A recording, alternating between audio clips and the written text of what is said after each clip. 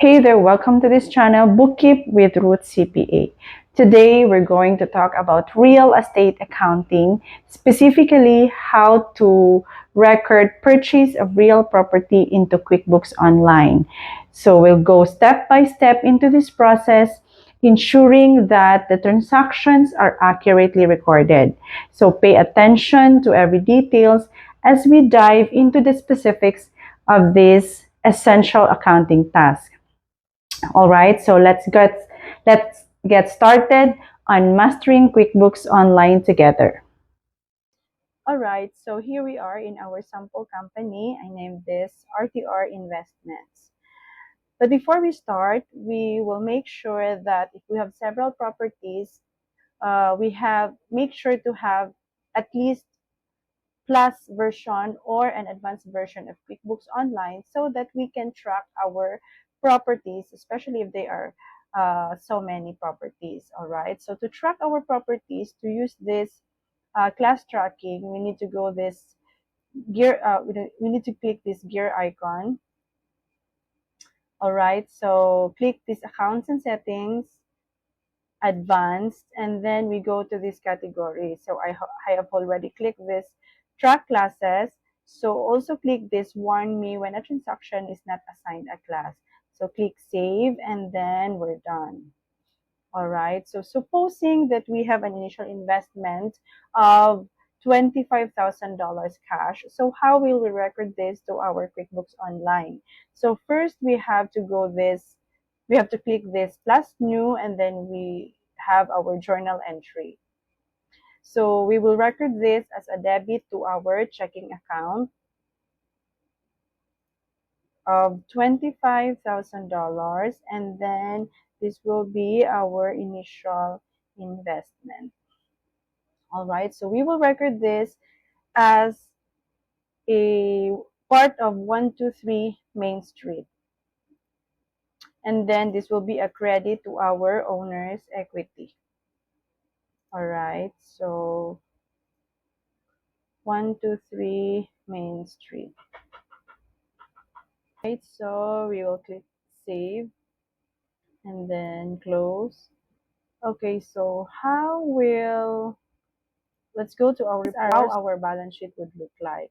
So we have here our checking account of $25,000 and owner's equity of $25,000. Okay, so supposing that we haven't purchased the property yet, but we are required to pay a purchase deposit because this would demonstrate our serious intention to purchase the property. So how will we record our purchase deposit? This is also called an earnest money. So we will go to this plus new icon, then another journal entry. So we will debit. This is part of our current asset because soon this will be deducted from our purchase price. So we will debit this as a purchase deposit and part of our other current asset, assuming that we pay $1,000. This will be our earnest money deposit. Okay, so again, part of 123 Main Street. We will credit our checking account. Okay, so it will automatically populate here and then also part of 123 Main Street. So we will click save. So let's go back to our balance sheet. Okay, so this is what our balance sheet would look like. So here is our checking account deducted by 1,000, which was our purchase deposit, and still our owner's equity is equal to $25,000.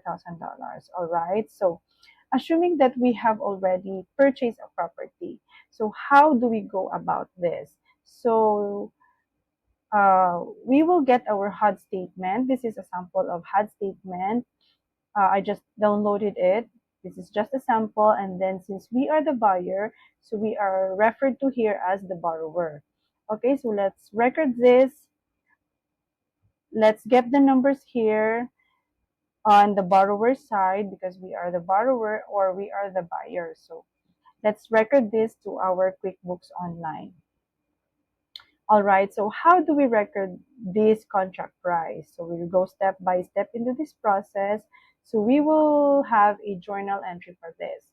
So first, we will record this contract price as part. So take note that this contract price has land and building cost. So part of this contract price, the 150,000, has the cost of the land and the building. So assuming that the cost of the land is 30% and the cost of the building is 70%. So let's record first our land account. Oh, this will be our fixed asset and land. All right. So click save and close. So we will debit our land 150,000 times the percentage of the contract price. So this 45,000 will be the cost of our land, right? Our land was not added. Wait. All right. So credit description. 30% of the contract price of of $150,000, right? So this will be part of 123 Main Street, and then also building fixed assets. So 150,000 times 70%. All right. So we will change this to 70% of the contract price of $150,000. All right. Okay. So part also of 123 Main Street. Okay. And this will be our settlement charges. So usually the settlement charges is part of the purchase price of the, I mean, part of the cost of the building. So we will record this as part of our building and we will depreciate it over the life of our asset, over the life of the building. All right. So this will be 8,660.57. Okay, we will add a description here. This will be our settlement charges. Okay, another 123 Main Street, and then all right. So how do we go? How about these county taxes? These county taxes is part of our property taxes, and this will be part of our expenses. Okay, so property taxes. So we will add this as part of our expenses. Property taxes. Taxes paid. Okay, click save and close, and then 986.30. This will be our county taxes. All right, so 123 again, Main Street, property. Okay, and then our HOA juice. So we will add our HOA juice here. HOA juice, part also of our expenses. Expenses, other.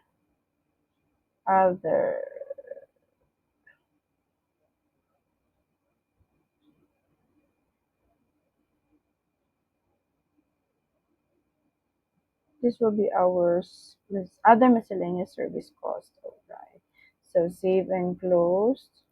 So we will add 106.40 here. This is our monthly HOA juice. Monthly HOA juice. All right. So part of our 123 Main Street. Another is, so here is the total of our gross amount. And this one, this earnest deposit, we will record this. This is what we paid as our purchase deposit a while ago. So we had recorded this as part of our asset, and with an account of purchase deposit. So we will credit this 1,000. All right. So forward choose. So this purchase deposit, we will credit this because we have initially debited this. So to close this account, we will credit the amount of $1,000. All right. So this would be our earnest money deposit. Sorry, money deposit. All right. So part of 123 Main Street. Okay, so this 150,000 here, this will be our mortgage payable. So we will record this as a mortgage payable. The mortgage payable, this would be part of non-current liabilities. All right, so other non-current liabilities, let's click save and new. And this is 150,000. All right, so mortgage payable. Let's assume that this is our payable to Fargo. Wells Fargo Bank mortgage payable. Okay, it's okay. Wells Fargo mortgage. All right, so we part of our 123 Main Street. Again, so this part here, our debit and our credit should be equal. So part of our here so we had a cash outlay of 8,753.27. So this is what we paid for by our checking account. So we will credit our checking account of this amount, 8,753.27. So observe that this already equals our debit and our credit side. All right, so this is what our cash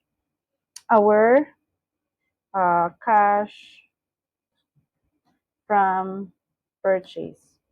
All right, this will be our cash out from purchase of this property. So part of 123 Main Street. All right, so we will click save.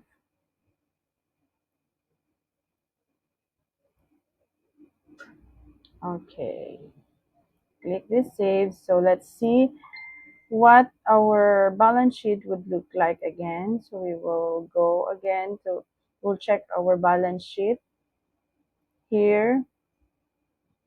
So let's view by classes. All right, so run report. So this would be what our balance sheet would look like. So we have here our checking account of 15,000. We have our current asset of, we have a long-term asset of 158. Our building, our land. Okay, so here is our mortgage payable. Our net income would be negative. All right, so we have here an equity of $25,000. All right, so our properties will be tracked based on the location of based on the name of our property. So it's easier to track here if we use our classes. All right, so that's all for now, and until next time, bye.